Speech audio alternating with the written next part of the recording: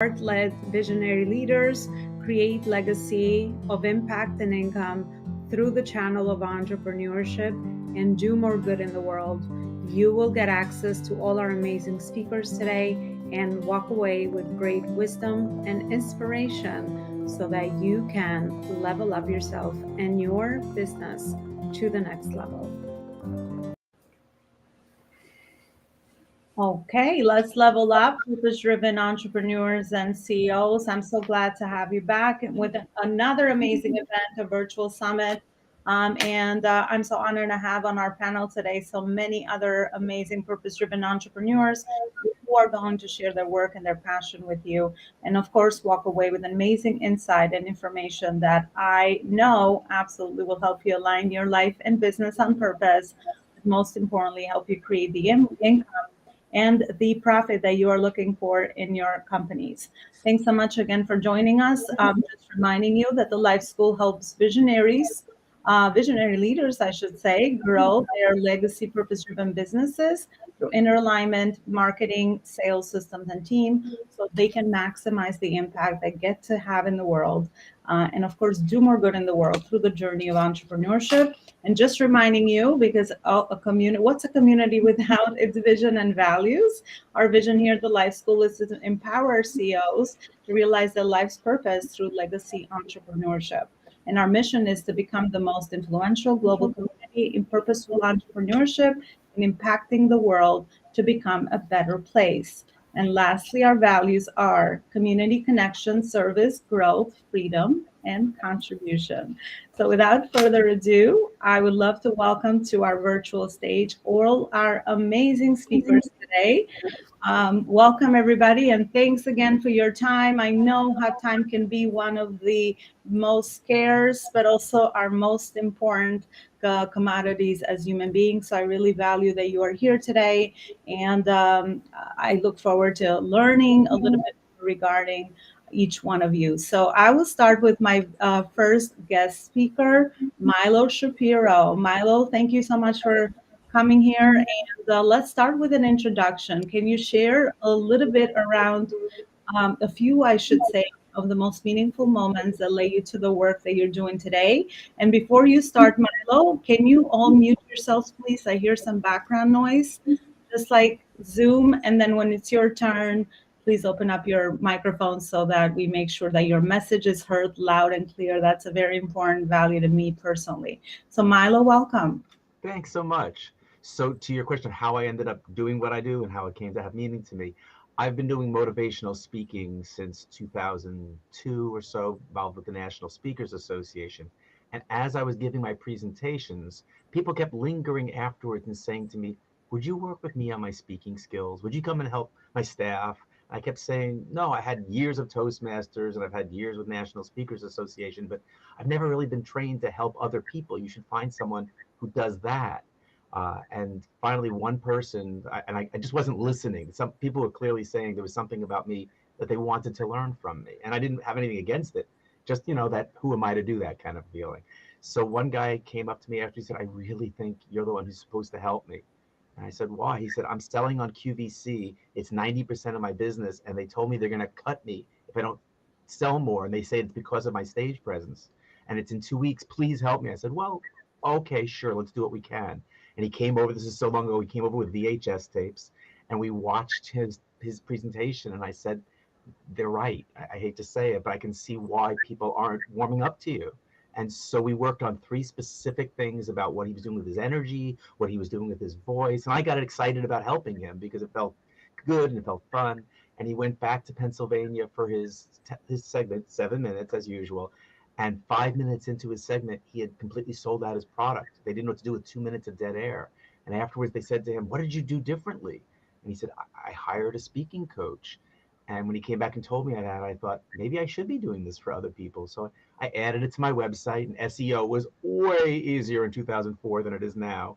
And I kind of shot to the top, luckily, and established a practice here in San Diego pretty quickly as someone who helps other people to feel more confident, capable, clear when they're speaking. And now, of course, doing it internationally because we had no idea Zoom was coming in 2004, and most of my clients are on Zoom now. Yeah, no, I love your work you do, and you're in the right place because a lot of us purpose driven entrepreneurs understand how speaking is a very important channel to share our message and to reach our audiences and to create the impact that we get to create. So I love that you have joined us today, and let's maybe get some advice based on the work that you're doing on your day to day with your clients around how do we make our message more impactful so that it aligns our purpose, our passion, our vocation, but also our the profit side of things, right? Because I know a lot of times the we all get in the space of speaking, and personally I've done the same where it's you do it for more of the visibility aspect, but how we do we go from just the from that beginning level journey as you grow as a professional speaker into more of the paid speaking opportunities. Sure. There's so much in that question. I'm trying to figure out where to jump in. One of the things I like to share with people is that there's this terrible misconception that if you know English and you know your topic, you should be able to get out and speak. What's wrong with you if you can't put those two things together? And there's like 15 other things in between that we should be learning. And most of us never got it. Public school rarely gives us anything. Maybe you had an English teacher in 11th grade who made you do a couple of oral reports, but very few of us have ever been shown how to create a clear message, how to get the right balance of stories and data, how to tell your stories really well, how to grab your listeners' attention right from the beginning, how to create a strong opening that's going to carry through so that people just keep getting pulled into what it is you have to say. And on top of all that, how to use your face, your body, and your voice effectively to make it riveting the whole time so that people go, was that 10 minutes? That just flew by. Holy cow. Uh, Mm. but before we can even begin to get to all of the pieces that are going to make you a better speaker, the big question I always get right off the bat is how do I get over the fear, the anxiety, the sweating, the discomfort, the I've heard passing out. So the analogy I like to use is this. If you were a diver and I was your diving coach and you were afraid to dive off that high board, I could come up to you as your diving coach on the side and talk to you about breathing, relaxing, visualizing success. But if there's no water in the pool, chances are nothing I say is going to make you feel any more relaxed about diving into blue concrete. So my job shouldn't be right off the bat to teach you how to deal with the fear. It should be to get you off that board and show you where the hose is and teach you how to put the water in the pool so that the next time you're up there, it isn't so scary. And that's one of the things we can do in a one-on-one setting of coaching is show you what the equivalent of putting the water in the pool is, the things you need to know to help make you the best you that you can be. And I don't want to turn you into me or Tony Robbins or Martin Luther King. It's about figuring out what's going to take you on a regular basis to your next step. And group settings can't do that. Classes where you're one of 20, the most attention you can get is 5%, less than that by the time lecture is done. Toastmasters is a wonderful organization if you want to be a better speaker 3 years from now for presentations. But with coaching, in 3, 5, 8 sessions, we can turn things around to the point where it's not scary, you're doing great, and people are really saying, that I totally get that. I could tell other people what you said. So now you have messengers for your message, which is a wonderful feeling. Yeah, I love that, Milo. Yeah, it's definitely a journey. I mean, I love that you mentioned the nerve-wracking piece of public speaking at the beginning stages. But then as you do this, and we have more established speakers in our audience as well, it's just like any other skill. And the more you do it, the more you get comfortable. So I love that you are holding space for your clients to become better speakers because it is powerful. I mean, it's the best way to build trust. It's the best way to add value. I always say it's always two channels of how we can get information from one brain to another, speaking or writing, right? So, however, we will figure that out, especially if you're in a service industry and you're helping other humans. It's worth learning this very important skill. So, thanks And again it's for and it's joining so us. different from person to person. If Dave is boring and bland and everybody complains that his presentations are dull and they fall asleep during it, and Tina is lively and exciting but never makes a point, different things we each have to learn. Everyone comes at it with their own things. Sometimes people are good speakers, but they want to get to be a great speaker. And so having that one-on-one attention helps people figure out what it is they need to get to be their best. And then they can sell their product. They can work it in their jobs. They can, whether they're talking to the press or whoever they're speaking to go in feeling capable and confident is a wonderful feeling.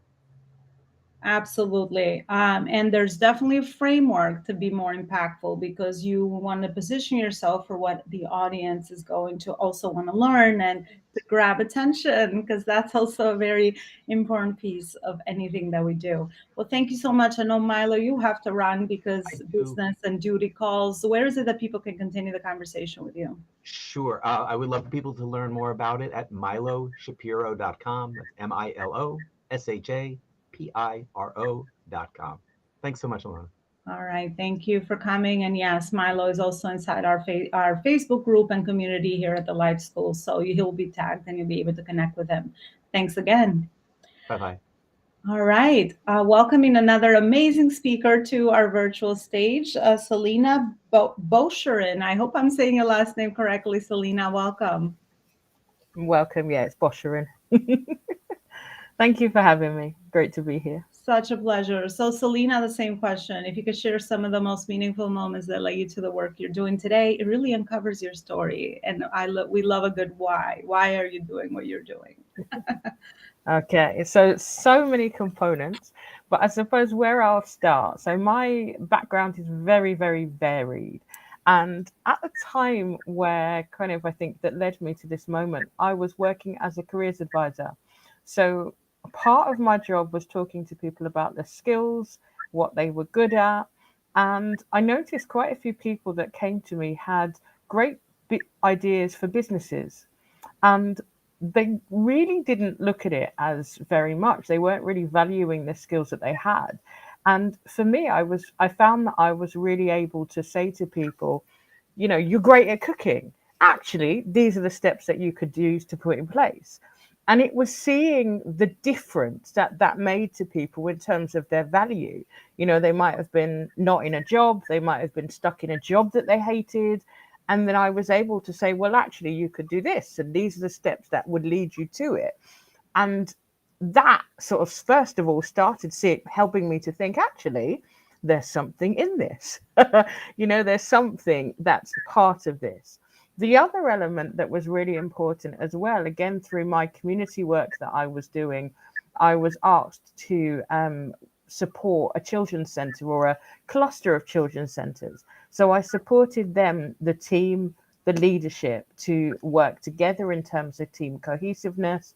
I worked with the leadership as well to kind of work together and people to be more confident within the team. So again, having that experience for me in the careers advice, seeing the change that I was making then working with the organizations and working in the team, again, that really started to spark my interest in leadership and coaching and development. And it wasn't long after that, as I said, that really my first piece of work came from that. And the more I started to work with people, I started to really see the challenges people were having around time, around productivity, around just really knowing what to do. And also myself as a business owner as well, like moments where I've experienced burnout, or you think kind of there's so much to do, I can't really get to grips with it. And it was wanting really, or starting really to see the element that I can put together and to see the gifts I had really to help people. So I would say they were definitely defining moments in my journey. And the more I've gone on the journey, the more interest that I've gained in that and to see the results as well. Yeah, and everything has happened for a reason. We have a lot of alignment. I love the work that you do. So then, in leadership, and I definitely can attest to time management being a really, I guess, something that a lot of people struggle with, a lot of leaders struggle with. So, what are some of those things that you've seen in leadership that or time management, I should say, and connect, if you can connect both of those, because we're all leaders here, right? We are, whether we're solopreneurs or have moved on to entrepreneurship or even CEO level in our company, at one point or another, this journey, it seems like the more we grow, the more we kind of have to understand how to balance. I love that the word work-life balance is not being used anymore because we know there's no such thing. So, what are some things you could share with us around your area of expertise that can help us? I think one of the biggest things I've seen, as well as in that journey of leadership, is thinking about the difference between how we balance the strategic and the everyday. And even myself, I find a lot of clients, a lot of people that I've worked with over the years, it's about how to move yourself from, as I said, the big picture things. And, we really get stuck in that day to day detail. And one of the things I think that's probably saved me the most is my love and my passion, I would say, and kind of advice to people around our planning as well. So kind of really falling in love with your schedule, but also making use of automation, tools, and delegation. That's definitely something that I've found is really important for leaders as well. And even if you are a solopreneur and you're not working with anyone, there are ways that you can delegate. There are ways that you can use systems. And as I said, there are ways that you can really fall in love with scheduling, but at the same time, keep your creativity and keep the things that are fun. I think the other thing that's really, really important as well, when we have our to-do list, when we have our all the things that we've got to do and we're rushing and we're, in all of that, it's also realizing, and I have to tell myself this as well, we can't finish everything.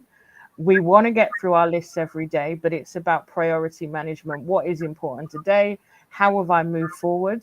What steps am I taking to move forward? And being able to step back.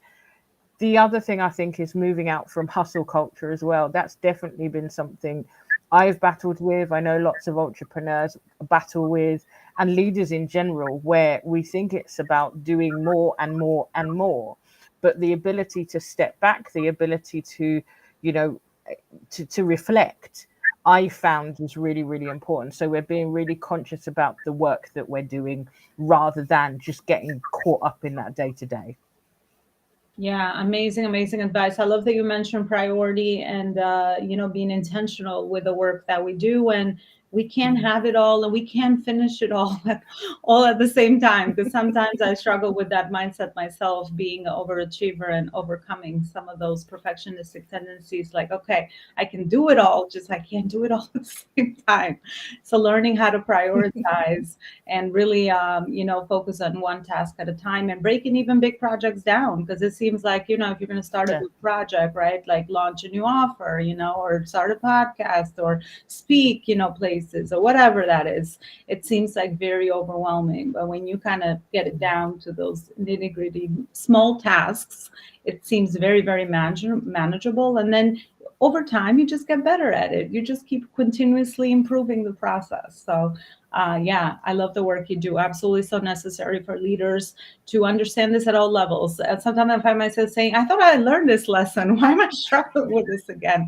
But it's because we're in the new phase, and we're actually going to talk about scaling today as well. When we're scaling, whatever things that served us at that phase and stage of our business company growth journey might necessarily not be the next things that we focus on. So I find that we're always trying to find the balance between both. So thank you so much, Selena. Where is it that people can continue the conversation with you? So I hang out on Facebook quite a bit. So my page is obviously facebook.com/butterfly transform, and also on Instagram, caterpillar to butterfly too as well. So yeah, they're probably two of the places that you can find me. Beautiful. Well, thank you so much for everything you shared, and thanks so much for being here. Thank you very much. All right, moving on to our next amazing speaker is Kenny Ingersoll. Kenny, thanks so much for coming back. Looking forward to, we have new audience, new people, new connections always here at the Life School. So looking forward to getting some of the most meaningful moments from you in your journey that led you to the work that you so passionately do today. Yeah, it's great to be back. Great to be here as always. So thanks for having me. One of the biggest things is being in alignment and open to receiving that alignment.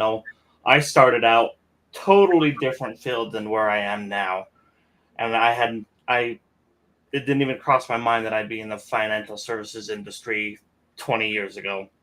But being in that alignment and being open to learning and understanding and what you don't know, because there's so much out there that you don't know, and people that are ahead of you and stuff, and being open to that and learning more about that and having an open mind was a huge pivotal moment, not just at that point, but every day as I continue to progress.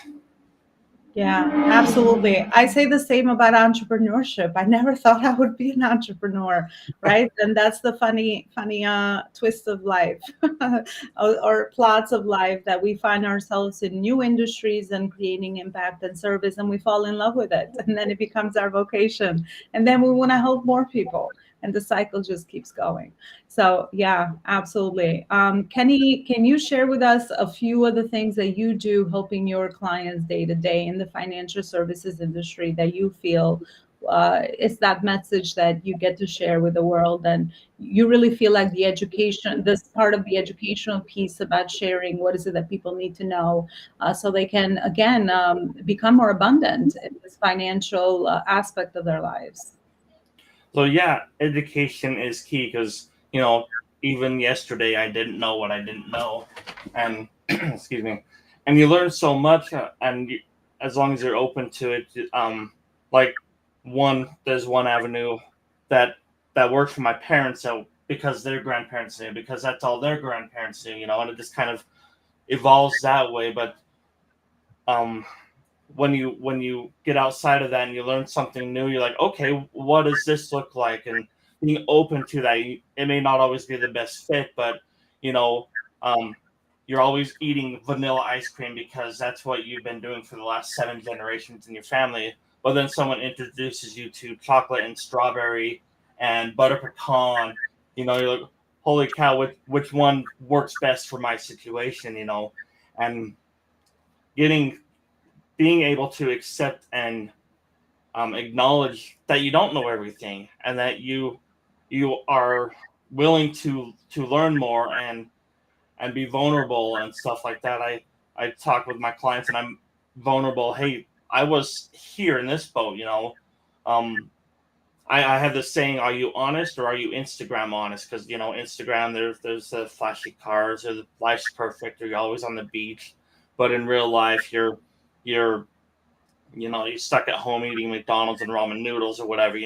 Are you honest with yourself in exploring those, in where you're at and where you want to go, and having that mindset of being open, being willing to try new things, being vulnerable to those people that you look up to your mentors, to people that can help you, and just having that willingness to just talk about those things, and kind of the sore muscles at a gym make you progress. You're embarrassed for a half hour to share something. I only whatever that story is, the little bit of embarrassment, but the growth that you get far outweighs the embarrassment. Yeah, no, absolutely. I can relate to the reels. I just talked about that with the show I was recording for our podcast. That, yeah, most people, post about the wins, right? And what actually, how do you get there? I think a lot of us need to share the behind the scenes for sure, because that makes things so much more relatable and it's more real. So, and Kenny, what is it that you wish on the education aspect, in the educational aspect? What is it that you wish people knew more around their financial education, especially with where the world is today? Um, the biggest thing is having an open mind. I think a lot of things, they're we're creatures of habit, so they're set in their patterns. This was good enough for my mom, and it was good enough for her mom, and her mom and her mom. But if you're open to at least exploring it, it may not be a good fit for you, but at least being open to exploring it and learning more about it, and not just immediately shut it down or avoid it. Hmm. Yeah, well, the mindset piece, right? Being open to the things that we don't know, and being intentional about not staying in the same spot as prior generations, because maybe that's all the information they had. So there's information now everywhere, right? So being educated in this field, especially in the financial aspect of things, I always say that when you don't have to worry and you're not in survival mode financially, then you get to really work on things that mean something to you, and you get the freedom that you're looking for, and you get to contribute towards causes, and you get to use the money in so many other channels and avenues that really means something to you. So I think this freedom that comes from the education piece, but also the implementation, because education is not enough. We all know that. Otherwise, if only information was enough, a lot of us would have all the stuff that we ever want. So there's definitely two pieces to the puzzle. Well, thank you so much, Kenny, for sharing everything that you did so far. And where is it that people can continue the conversation with you and get some resources based on what you also share? Yeah, again, thank you for having me. The best way is through my website, ingersollenterprises.com. And that's got my direct email, phone number, all my social media. So whatever method you prefer to contact me through, it's all there at ingersollenterprises.com. All right, beautiful. Thanks so much, Kenny. And Kenny's also our community expert, meaning that a shameless plug here. As a community expert, you get so many resources. We connect you with members. We connect you to speaking opportunities. You get to participate as a speaker in our events, our magazine, and all these other resources. Because again, we believe that you have a mission, you have a vocation, so you want to share that with as many people as you possibly can, which are your ideal audience of the people that you want to serve. So I'll also tag Kenny's information right underneath all the contacts for this summit as well. So thanks again, Kenny. And moving on to my next guest speaker, Lynn Whitback. I've met Lynn in another community and I love her energy. So Lynn, welcome. Looking forward to getting to know you a little bit better as well. Well, I am so thrilled to be here. Thank you so much for having me. It's an absolute pleasure. So Lynn, the same question for you. I know a little bit about you, but I'd love for our audience to share some of the most meaningful moments that led you to the work you're doing today. Well, hello, everyone. I'm Lynn Whitback, consultant, sales expert, and founder of Petite to Queen and Get More Clients. And business owners hire me to ignite winning sales because most are chasing down leads, lack client retention, conversion, and profit. I love sales. Sales should not be hard. It should be a win-win. And I love sales because I get to solve problems. I get to help, serve, and create impact for my clients and for their team and for their community. And so that is who I am. And I think I started back when I was a child selling Girl Scout cookies. That's how long I have loved sales. And I created a system with my best friend, who was the most shy, introverted individual. I was sort of like the Walmart greeter, bringing people to the table to sell our cookies. And she took the money and gave them the cookies. And you know what? We were the only two girls in our entire district to get the coveted cookie badge for how many cookies we sold. So, it goes back a long ways. Yeah, wow, absolutely. I think it's one of the most important skills they should have taught us in school, because sales is definitely serving and we're all doing it. I mean, we're all doing it. Everything is sales, and it does not have to be a bad thing, because unless you sell, you can't help people, in the next level or with the thing that you really feel so passionate and that you believe in. So I love the area and the work that you do as well. And I know we kind of combine and intertwingle a little bit there. But I attended actually one of your workshops, which I thought was a brilliant topic. And a lot of people take ghosting, or I guess with that piece of the sales process of the journey towards serving people at the next level with their offers, very personally. And I love what you shared there. So can you maybe share a few of those things that you share with your audience around ghosting? What can we do when we feel like, we're being ghosted? Yeah, absolutely. And so I'll provide you with some proven, simple, yet highly effective tools, that's going to help you begin to build a consistent sales strategy to acquire, convert, and capitalize on every lead and grow your business. Now, the key here is that what is the ghosting? And so I'm going to sort of start and back up just a pace, because I want to give you sort of a stat that I think is really important. And it may interest you to know that 48% of salespeople, and that includes those who are wearing the sales hat as business owners and entrepreneurs, never make a single follow-up attempt. Now that's 48%, almost half. And 44% give up after a single follow-up attempt. And all the stats around this don't get better, because after the fourth sales call or attempt to follow up, 92% give up. And yet 50% of sales happen after the fifth follow-up. So I really want that to really sink in.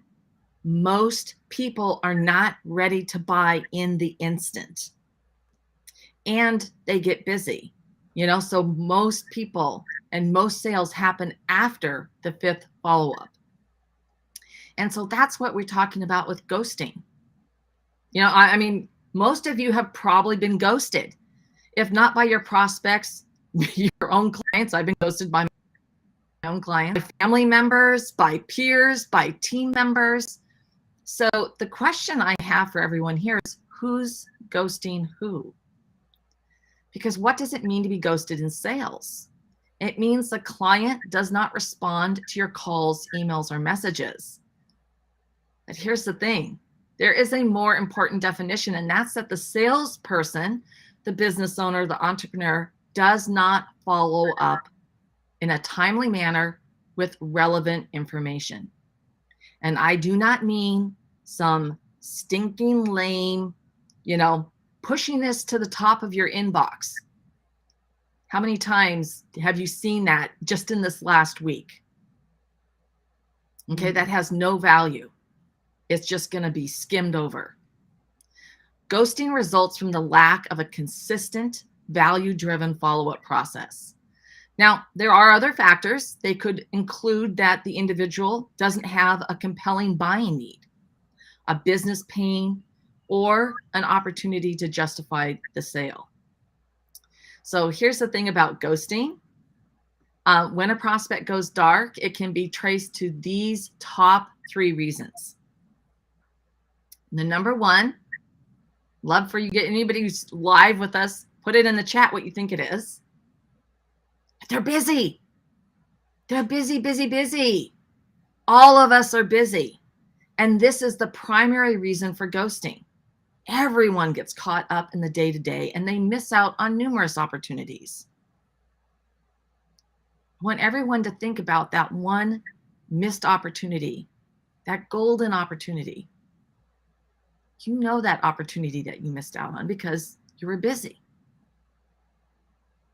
All right, the number 2 reason is nail it. You have not nailed the pain point, urgency, or value to push you to the top of the queue. You failed to create a vision of the solution. And number 3 is solve it. You've not answered why it matters to them. You haven't solved their problems so they can. I use this example a lot. Unfortunately, it's not right next to me, but you don't need an iPhone. Nobody buys an iPhone to make a phone call. Okay? You need an iPhone or whatever smart device you have, but it's for all the other reasons. There's a chain reaction of solving the problem that's key to converting the sale. So, Elona, to answer your final question, ghosting, it's a natural occurrence. No matter how much you want, it has to happen that you have to work with them on follow-up so that you can be a ghostbuster. Yeah, well, it's just part of the process. I love how beautifully you articulated that, because I just know that a lot of us might take that personal, but you said all the 3 reasons, right? And I love that you said 5th time, and then the other one, when we follow up with relevant information, because most of us are just, like, are you ready yet? Are you, based on our conversation, like, are we ready to jump on this thing? Most of us don't have the terminology or even the awareness on how to actually still be a value add addition to even those follow-ups conversations. So I love the work you do, and I love your energy, and you have such an extensive journey, just what I know about you so far. And Lynn, where is it that people can continue this conversation with you as well? You can find me on our website at petitequeen.com. I've done an episode that you can watch on ghost busting. And so love to hear from you there. And I'm also the only Lynn Whitbeck on LinkedIn. Oh my gosh, amazing. So we'll definitely go connect with Lynn and all those resources, and she'll be tagged inside our community as well. Thank you so much, Lynn. Thank you. All right, beautiful. Well, my last but not least panel speaker today is going to be Celeste and Maria. Welcome, Celeste. Looking forward to hearing a little bit more regarding your journey as well. Hello from Croatia. My name is Celeste Moray, and I'm a burlesque performer. But you're asking yourself, what is a burlesque performer doing at the business summit? Well, I share a little bit of it. So I take all my energy from my art and work as a coach. I do retreats and coaching master classes where I help people, focused women, but help people to get out, to be present, and to take all the values and everything what we celebrate in our art to help them bringing it in their everyday life. Mm. Yeah. Wow, that's so unique. You're an artist. I love that. So, what are some of the things that you teach to people that want to explore those areas within ourselves? Because I absolutely believe that we have so much creativity inside of us waiting to be unleashed, right? But sometimes we just need the right environments or we need the right structures around us so that we can start to discover that. So, what is it that you share with people in this aspect that you can also share with us? Yes, so everybody's thinking, oh my gosh, no, I don't want to dance. So no, I'm not. We are not dancing at the master classes or at the retreats. We are really working on the mindset. We are working on the presence, like on the self-worth, self-confidence, and self-love, what is really important. So it's not just art or entertainment, it's something what is done from people for people. So all this what we are doing, sharing our our messages, being present, we dare to be. Yeah, there are a lot of people who are like shy or introvert, but on stage they are growing, they are big, and that's the things what I share and show how to take all these elements in the everyday's life, no matter if it's go to shopping, meet your friends, or stand there and be a motivational speaker or lead your company. So these are things we can be inspired and take all this power from this art to get it in our businesses and in our everyday lives. Yeah, absolutely. So I'm so curious, Celeste, like what is it that you recommend for us business leaders?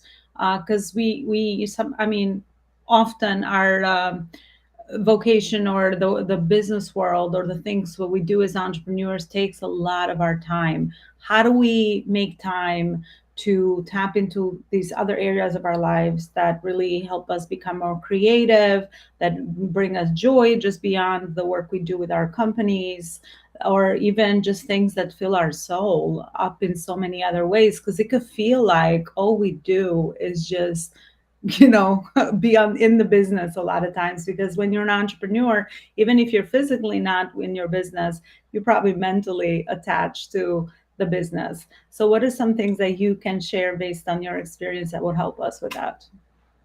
Yeah, that's true, because we are working in our business, we are having this view and we are closed in it. So the first thing what we need is a will.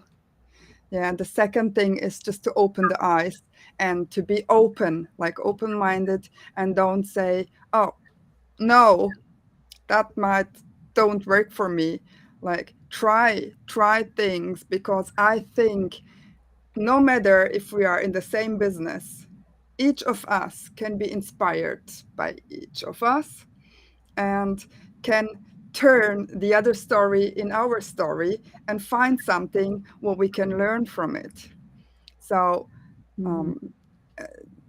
instead of just running, doing, it's maybe a good thing to just open yourself, go into your heart and ask, am I happy?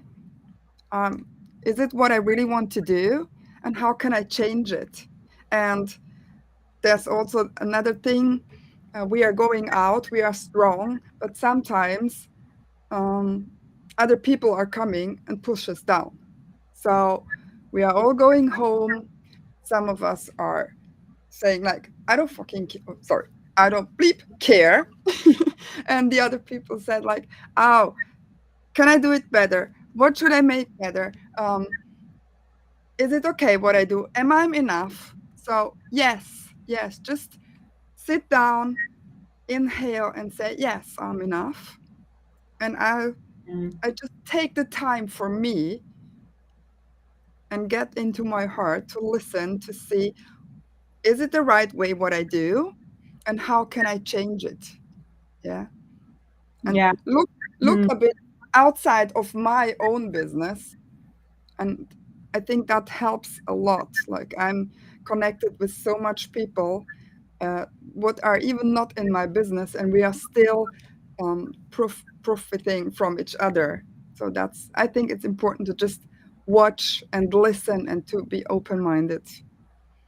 Yeah, no, I love what you shared with the self-validate, like with validation and kind of need to affirm from other people when we actually have that, the key to that within ourselves. So I think like art teaches you that, creativity teaches you that. And also what happens is that when you're more in the flow and then in that creative zone, it's usually where I get the biggest, the best business ideas, because I'm not trying hard to kind of, understand what is the next step to a solution to a problem that I'm probably encountering. I'm moving away from it, and then it becomes so clear, because I love to also do some art, and I love to dance and listen to music and all these other things, but they all supposed to add value to you in all these other areas as well. And you will also become more clear in your business as you do that as well. Well, beautiful, Celeste. Thank you so much for everything you shared as well. And where is it that people can continue the conversation with you? I just wanted to say, never compare yourself with others. So because each of us is so unique, so it's perfect. That's exactly what you do. It's perfect. And you can connect with me. I'm on Facebook, on Instagram, but I think on LinkedIn, it's the best option to connect with me also at Celeste Moret. And all the websites and emails are on my LinkedIn page. So I think that's the best way to connect. And I'm happy to connect. Perfect. Thank you so much also for having me. Thank you so much for being here. Yeah, absolutely. And as we wrap up today, actually, I'd like to go around and ask all my speakers, not for a final message, but for that one thing that they're doing to scale their impact in their company that they're focusing on, scaling and creating more value in the world and solving bigger problems or reaching more of our people to create that impact. I think is something that keeps us awake at night, so to speak, as entrepreneurs. So I think it's just hearing from all our amazing speakers will definitely give you some insight on that as well. So Lynn, what is that one thing you're doing to scale your impact? Every week I teach and train on sales strategy. I have a TV show called Get More Clients. It's on the Win Win Women Network. So it streams to Apple TV, Amazon Fire, Roku. I also repurpose it. It's on YouTube. It's on our website. It's a podcast. So, I do a lot of different things with it. But that is one thing that I've been doing, and it's been really tremendous. Wow, definitely new channels to do that, to create impact and reach more people. Thank you so much for sharing, Celeste. Yeah, I'm posting everyday content on LinkedIn. It's about me, it's about my work, what I do, and it's also with value.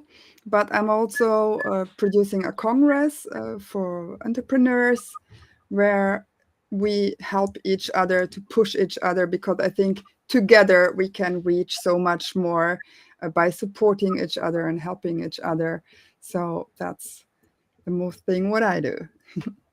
Yeah, LinkedIn is definitely a great platform to reach more people and connect with people that way. So the fact that you're active and serving and creating helpful content for people is absolutely the way that you get to serve and create that higher impact. Thank you so much for sharing. Selena.